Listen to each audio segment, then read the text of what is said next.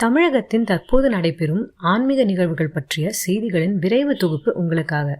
ஆருத்ரா தரிசனம். திரு உத்தரகோசமங்கையில் காப்பு கட்டுதலுடன் தொடங்கியது திருவிழா. வருகிற ஜனவரி 13 அன்று அதிகாலை ஆருத்ர தரிசன நிகழ்ச்சி நடைபெறுகிறது. உலக புகழ்பெற்ற சிதம்பரம் ஸ்ரீ நட்ராஜர் கோயிலில் சிவகாம சுந்தரி சமேத நட்ராஜமூர்த்தியின் மார்கழி ஆருத்ர தரிசன உற்சவ கொடியேற்று விழா நடந்தது. வரும் 12ஆம் தேதி ஞாயிற்றுக்கிழமை தேர் திருவிழாவும் 13ஆம் தேதி திங்கட்கிழமை மார்கழி ஆருத்ர தரிசன விழாவும் நடைபெறுகிறது.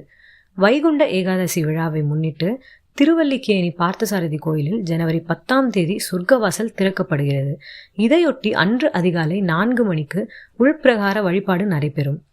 பேயாழ்வார், திருமழிசை ஆழ்வார், திருமங்கை ஆழ்வார் ஆகியோர் இக்கோயிலில் பெருமாளை வழிபட்டுள்ளது இக்கோவிலின் சிறப்புகளில் ஒன்று. ஸ்ரீவில்லிபுத்தூர் ஆண்டாள் எண்ணெய் காப்பு உற்சவம் நாளை ஆரம்பம். இந்த வைபவத்தின் ஒவ்வொரு நாளும் காலையில் கள்ளழகர் திருக்கோலம், கண்ணன் அவதார கோலம், பெரிய பெருமாள் அலங்காரம், மகாராணி திருக்கோலம், முத்தங்கி சேவை, தங்க கவசம் அணிந்து அலங்கார திருக்கோலம் என நாளும் ஒரு அலங்காரத்தில் ஆண்டாள் எழுந்தருள்வார். பின்னர் அன்றைய தினத்தின் பாவை பாசுரம் பாடப்படும். 8 நாட்களும் திருமுக்குளத்து கரையில் அமைந்துள்ள நீராட்டு மண்டபத்தில் தினசரி மாலை எண்ணெய் காப்பு சாற்றும் உற்சவம் நடைபெறும்.